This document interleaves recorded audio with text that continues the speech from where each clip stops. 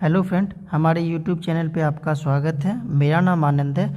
आज मैथ का एक और छोटा सा टॉपिक देखेंगे जिसका नाम है स्थानीय मान। स्थानीय मान देखिए छोटा सा टॉपिक है। तो स्थानीय मान कहते किसको हैं? किसी भी संख्या का, जैसे ये संख्या लिखा हुआ है 9, 4, 8, 2, 7, 1, 7, 8 है। इसमें स्थानीय मान, जैसे इसमें पूछेगा 8 का स्थानीय मान कितना है, तो 8 किस पे है, तो इकाई संख्या पर है। इसको देखिए पढ़ने का नियम है। ये इकाई होता है, ये दहाई स्थान पर है, ये सैकड़ा, ये स्थान है। ये हजारवां स्थान पर, ये 10,000वां स्थान पर है, ये लाखवां स्थान पर, ये 10 लाखवां स्थान पर, ये करोड़वां स्थान पर है। तो इसको हम 9,38,27,178 पढ़ते हैं।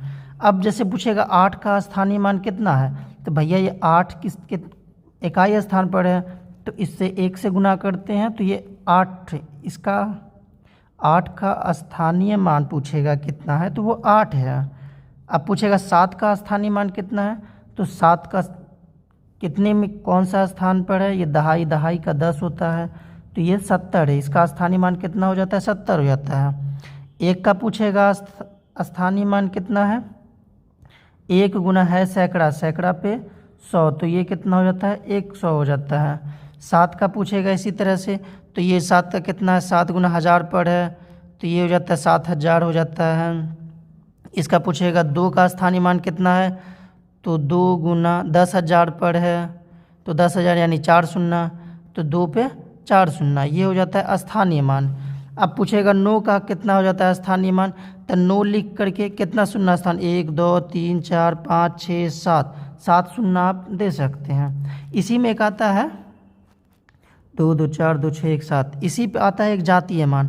जैसे पूछ लेगा 2 का जातीय मान कितना है, तो 2 का जातीय मान कितना है, तो भाई 2 का जातीय मान उसको कहते हैं जिस वो अपना स्वयं का वैल्यू, 2 का स्वयं का वैल्यू कितना है, तो 2 ही है, तो 2 का जातीय मान 2 है। लेकिन स्थानीय मान कितना हो जाएगा, 2 का कौन सा स्थान पर है, ये 10,000 के स्थान पर है, तो 2 गुना 10,000, तो इसका हो जाएगा 20,000। तो ये हो जाता है 20,000 इसका स्थानीय मान है। जातीय मान कितना है, 2 होता है। जातीय मान कभी नहीं बदलता है, चाहे अंक किसी भी स्थान पर लिखा हुआ हो। इसी तरह देखिए यहाँ जातीय मान आता है। जातीय मान कहते किसको हैं, किसी संख्या में किसी अंक का जातीय मान वह मान है जो उसका अपना मान, देखिए यहाँ लिखा हुआ अपना मान है, चाहे वह किसी भी स्थान पर हो। अभी कुछ देर बोले थे पहले कि किसी भी स्थान पर हो। जैसे यहाँ लिखा हुआ है 4,03,380, तो इस पे जातीय मान 4 का कितना है, तो 4 यहाँ पे 4 का जातीय मान हमेशा 4 ही होगा, चाहे वो इस जगह पे 10,000 पे 4 हो या 4 करोड़ पे 4 हो, तो वो स्थानीय मान उसका भले 4 करोड़ हो जाएगा, बट जातीय मान उसका 4 ही होगा। तो कभी कभी एग्ज़ाम में हम लोग से कोई भी संख्या एक दे देता है, उस पर पूछ लेता है कि जैसे इसी संख्या को ले लेते हैं, इसमें पूछ लेगा 8 का जातीय मान और 8 का स्थानीय मान का अंतर कितना होता है। तो 8 का स्थानीय मान कितना है भैया, 8 तो 100 दहाई स्थान पर है, तो 8 गुना 8 का जो स्थानीय मान हो जाता है वो 80 हो जाता है। लेकिन जातीय मान कितना हो जाएगा, 8 ही है। उसका अंतर पूछ लेता है, तो अंतर 72 यानी 72 हो जाएगा।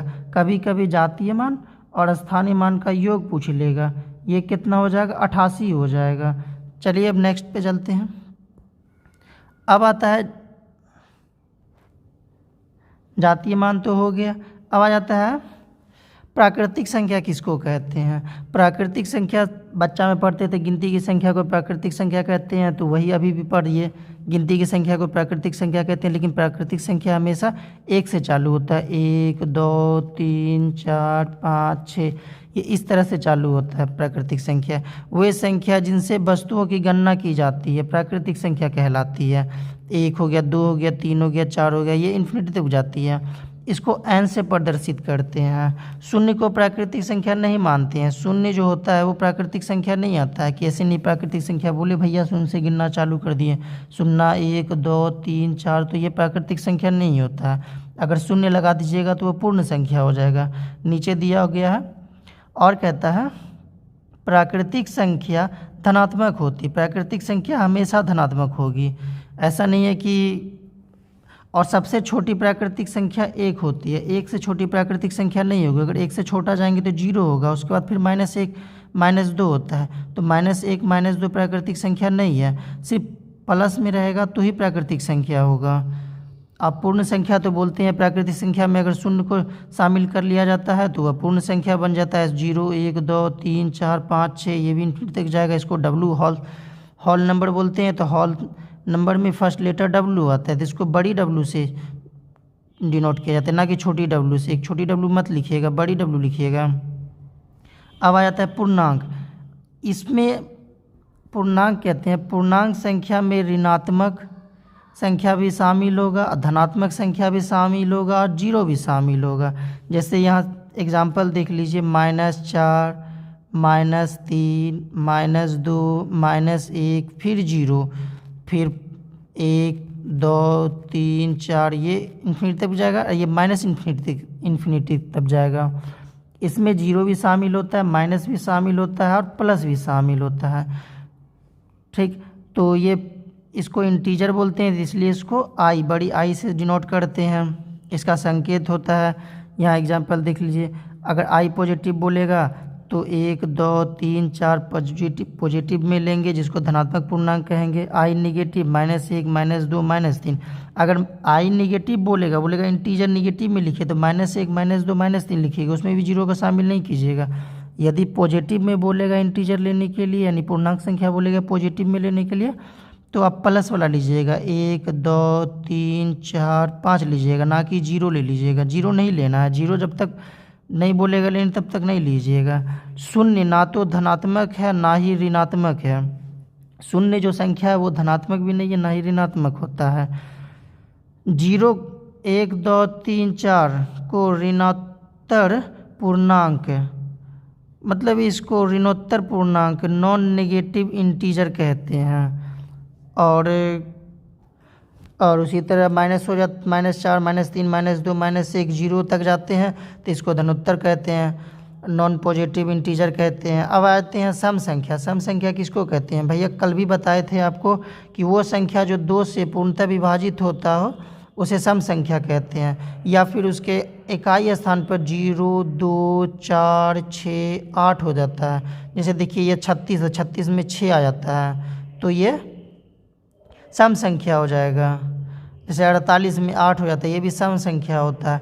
या फिर वो 2 से विभाजित होता है, ये 54 2 से क्या विभाजित है? हाँ भैया 27 से विभाजित हो जाता है, तो ये सम संख्या हो जाता है। अब विषम संख्या किसको कहते हैं? वह संख्या जो 2 से पूर्णतः विभाजित नहीं हो तो उसको विषम संख्या कहते हैं। विषम संख्या में सम संख्या उसको कहेंगे जो 2 से विभाजित होगा, विषम बाकी जो बचा वो विषम संख्या हो जाएगा। उसको 2 से विभाजित कीजिएगा तो शेष 1 बच जाएगा, 2 से भाग नहीं लगेगा पूर्णतः।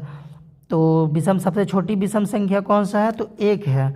और सबसे बड़ी सबसे छोटी सम संख्या कौन है? धनात्मक सम संख्या तो 2 है। और सबसे छोटी धनात्मक विषम संख्या कौन सा है? तो प्लस का 1 है, ताकि सम संख्या नेगेटिव भी होता है और पॉजिटिव दोनों होता है। विषम संख्या भी नेगेटिव होता है और पॉजिटिव दोनों होता है। सम संख्या को भी माइनस प्लस लिख सकते हैं, -2 भी लिख सकते हैं और +2 भी लिख सकते हैं, दोनों सम संख्या है। उसी तरह से विषम संख्या को -2 -3 -5 -7 कुछ भी लिख सकते हैं, या +7 +11, ये सब विषम संख्या है। अब आते हैं नेक्स्ट, अब आते हैं भाज्य संख्या पे। भाज्य संख्या वो होता है जिनका एक एवं स्वयं के अतिरिक्त कम से कम एक और गुणनखंड हो। जैसे गुणनखंड कैसे? 4 का गुणनखंड कौन सा हो जाएगा? 1 हो जाएगा, 2 हो जाएगा, स्वयं 4 हो जाएगा। 4 को आप ऐसे तरह से कर सकते हैं। गुणनखंड किससे लगेगा? तो ये 1 बार में भी लग रहा है 4 एकम 4, ये 2 बार में भी लग रहा है 2 दूनी 4, और फिर ये खुद 4 बार में लग जाता है 4 एकम 4। तो इस तरह से आप गुणनखंड कर सकते हैं। गुणनखंड इस तरह से तोड़ा जाता है, और भी तोड़ने का बहुत सा नियम है गुणनखंड। जैसे 6 का गुणनखंड कौन सा हो जाता है? 6 का गुणनखंड 1 भी है, 6 2 से ही भाग लग जाता है, 3 से ही भाग लग जाता है, सेम 6 से भी भाग लग जाता है। सेम एक खुद संख्या हो गया और एक तो सबसे भाग लगेगा ही। इसको छोड़कर कोई कम से कम एक और गुणनखंड हो, ये सब गुणनखंड कहला रहा है, उसका 6 का गुणनखंड कहलाता है, तो वो भाज्य संख्या कहलाता है। जैसे एग्जांपल 4 6 9 12 15 21 27। जब हम क्वेश्चन सॉल्व करेंगे तो भाज्य संख्या और भाज्य संख्या को और डिटेल से पढ़ेंगे कि क्या हो रहा है भाज्य संख्या, क्या नहीं हो रहा है। भाज्य संख्या सम एवं विषम दोनों हो सकती है।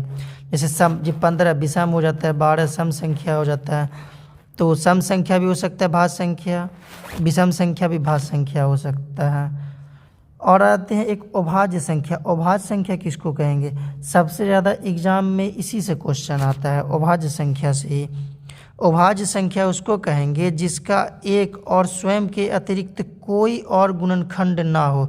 जैसे इसमें था ना 4 का अभाज्य संख्या बोलता है कि 1 हो जाएगा, 2 हो जाएगा, स्वयं 4 हो जाएगा, लेकिन बोलते हैं नहीं आप दोनों रहो लेकिन आप नहीं रहो। अगर ये नहीं रहेगा तो ये संख्या अभाज्य हो जाएगा, सिर्फ ये दोनों बचा तो ये संख्या अभाज्य है। अगर ये तीसरा अगर हो रहा है तो ये संख्या भाज्य हो जाता है। तो अभाज्य संख्या का एग्जाम्पल देखते हैं। सबसे छोटी अभाज्य और सम संख्या, सिर्फ और सिर्फ एकमात्र सम संख्या 2 है जो अभाज्य है, बाकी कोई अभाज्य संख्या सम नहीं है। 2 हो गया, 3 हो गया, 5 हो गया, 7 हो गया, 11 हो गया, 13 हो गया, 17 हो गया, 23 हो गया, 29 हो गया, दिख रहे हैं सब ये विषम संख्या। सिर्फ 2 जो है एक सम संख्या, बाकी सब संख्या विषम है। तो इसका देखिए गुणनखंड कीजिएगा तो 1 किससे लगेगा, 3 किससे लगेगा तो 1 से लगेगा, और किससे लगेगा 3 से ही लगेगा, इतना 2 से लगेगा। अब मान के चलते हैं 17 लेते हैं, 17 किस से लगेगा, 17 स्वयं 1 से लगेगा, 17 से ही लगेगा, बाकी और ना 2 से कटेगा, ना 3 से कट रहा है, ना 4 से कट रहा है, ना 5 से कट रहा है, ना 6 से कट रहा है, ना 7 से कट रहा है, 8 9 10 11 12 13 किसी से नहीं कट रहा है, सिर्फ और सिर्फ 17 से ही कट रहा है। तो ये संख्या क्या हो जाएगा, अभाज्य संख्या हो जाएगा। 2 ऐसी केवल सम संख्या है जो अभाज्य है, सिर्फ 2 ही एक ऐसी सम संख्या है जो अभाज्य है। जिन पर 2 संख्याओं का उभयनिष्ठ गुणनखंड केवल 1 हो वह सअभाज्य संख्या कहलाता है। जैसे 15 और 16 सअभाज्य संख्या है। सअभाज्य संख्या का अभाज्य होना आवश्यक नहीं है, सअभाज्य संख्या का भाज्य होना संभव नहीं। जैसे ये कहना ये चाह रहा है कि आपको एक एग्जाम्पल 15 और 16 दिया है, तो आप ये तो देख रहे हैं कि इसका जो महत्तम समावर्तक लीजिएगा ना तो ये 1 आएगा, हमेशा 1 आएगा महत्तम समावर्तक। महत्तम समावर्तक भी आपको पढ़ाएंगे क्या होता है कि वैसी संख्या जो सबसे छोटी हो लेकिन सबसे छोटी हो, सबसे बड़ी हो और वह दोनों संख्या को उभयनिष्ठ गुणनखंड हो, सब दोनों संख्या को उभयनिष्ठ गुणनखंड हो तो होता है। लेकिन ऐसा नहीं कि ये और ये दोनों अभाज्य होना जरूरी है, ऐसा नहीं, ये भाज्य भी हो सकता है अभाज्य भी हो सकता है। जैसे 15 ये एक भाज्य संख्या है, 16 भी भाज्य संख्या, अभाज्य नहीं है, लेकिन इसका सह अभाज्य जो होगा ये दोनों सह अभाज्य है, ठीक, क्योंकि इसका जो मोसो आ रहा है महत्तम समावर्तक 1 आ रहा है। एक और सवाल पूछता है कि 1 से लेकर के 100 तक के बीच कितनी अभाज्य संख्या है, तो 1 से लेकर 100 तक के बीच 25 अभाज्य संख्या है, और 1 से लेकर के 50 तक के बीच कितनी अभाज्य संख्या है, तो 15 अभाज्य संख्या। तो अब जो बचा कि 50 से 100 तक के बीच कितनी अभाज्य संख्या है, तो ये 10 अभाज्य संख्या है। तो इस तरह से आप नोट कर लीजिए उसको, ये काम आएगा आपको। और आते हैं परिमेय संख्या। परिमेय संख्या वह संख्या होता है जिसको p/q के रूप में प्रदर्शित करते हैं, परिमेय संख्या कहलाती है। यहाँ p और q दोनों पूर्णांक होना चाहिए, बट जबकि q equal to do not 0, q 0 नहीं होना चाहिए। जैसे 3/5 है तो ये भी एक पूर्णांक है, ये भी पूर्णांक है, पूर्ण संख्या होना चाहिए।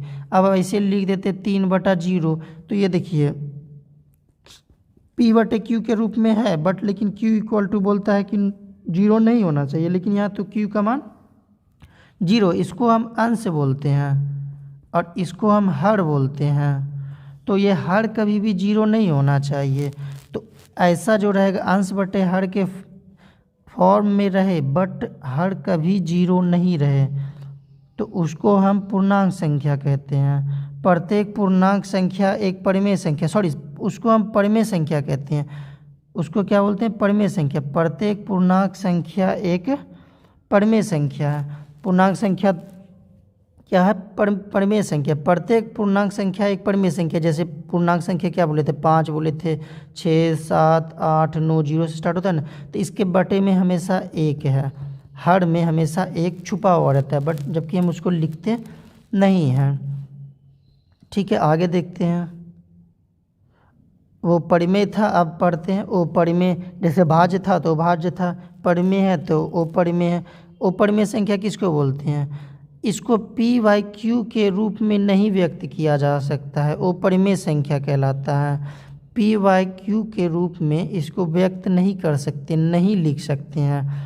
जैसे √2, अब √2 को हम p/q के रूप में कैसे लिखेंगे? इसको तोड़ेंगे। फिर √5 को हम p/q के रूप में कैसे लिखेंगे? इसका √5 का मान कितना हो जाता है? √5 का मान अभी देखिएगा तो 2.2360, और ये अशांत है, ये शांत नहीं होगा, बढ़ते जाएगा। 5, 4, 2, 5, 7, 3, 2 इस तरह का होते रहेगा, ये कभी शांत ही नहीं हो सकता। तो भैया हम इसको कैसे बटे के फॉर्म में लिख सकते हैं? कितना लिखेंगे? अगर पॉइंट उड़ाते हैं तो इस पर कितना नीचे जीरो देंगे, इसीलिए ये अपरिमेय संख्या हो जाता है। अब जैसे √2 का मान क्या हो जाता है? √2 का मान होता है 1.41421, इतना और भी होता है, तो इसको ये भी अशांत होता है। अब इसको बटे कितना जीरो लिखिए इसके नीचे, तो ये सब अशांत संख्या है। अशांत दशमलव के रूप, दशमलव कितनों आगे बढ़ाते चलेंगे ये बढ़ते जाएगा, ये कभी शांत होगा ही नहीं, पूरी भाग लगेगा ही नहीं, इसीलिए इसको हम अपरिमेय संख्या के रूप में लिखते हैं। और ये सवाल सबसे ज़्यादा पूछता है कि पाई एक अपरिमेय संख्या है जबकि 22/7 एक परिमेय संख्या है। ऐसे पाई का मान 22/7 हम लोग मान लेते हैं, लेकिन होता नहीं है, लगभग में होता है। पाई का मान 22/7 लगभग में होता है, क्योंकि पाई का मान अभी तक नहीं निकल पाया है, बट हम लोग मानते हैं 22/7। जैसे हम लोग पढ़ते हैं वृत्त की त्रिज्या यदि r है तो इसका क्षेत्रफल क्या हो जाएगा? तो पाई r²। तो ये इसी पाई को हम 22/7 के रूप में लिखते हैं। लेकिन भैया ये पाई क्या है? अपरिमेय है, और ये 22/7 परिमेय है, क्योंकि ये p/q के रूप में लिखा हुआ है। और यहाँ लिखा हुआ है इसका मान सन्निकट माना जाता है, क्योंकि ये 22/7 पाई का मान नहीं है, सन्निकट इसका सिर्फ माना गया है कि सन्निकट है। अब आ जाते हैं वास्तविक संख्या। वास्तविक संख्या परिमेय तथा उपरिमेय संख्या के सम्मिलित रूप को वास्तविक संख्या कहते हैं। जैसे 22/7 हो गया, पाई हो गया, √2 हो गया, √3 हो गया, 22/5 हो गया, ये सभी रियल नंबर है। रियल नंबर का फर्स्ट लेटर r है, इसलिए इसको r से प्रदर्शित किया जाता है। अब आ जाते हैं, ये संख्या पे आधारित कुछ है, कैसे कैसे गणित में इसको यूज करते हैं। तो पहले जोड़ को यूज करते हैं, घटाव को यूज करते हैं। जोड़ का सिंबल ये है, घटाव का सिंबल ये है, गुना का सिंबल ये है, भाग का सिंबल ये है। तो ये सब तो आसान चीज़ है। अब हम मैथ आपको जब बताएंगे तो इसका उपयोग बताएंगे, बॉडमास का नियम बताएंगे, सारा चीज़ बताएंगे। ये आपको बहुत ज़्यादा हेल्प करेगा। अभी ग्रुप डी का एग्ज़ाम है, तो ग्रुप डी में भी आपको मैथ बहुत ज़्यादा पूछा जाता है, आपको बहुत हेल्प करेगा ग्रुप डी के एग्ज़ाम में। ठीक है, आप मेरे चैनल पे बने रहिए। थैंक यू, धन्यवाद।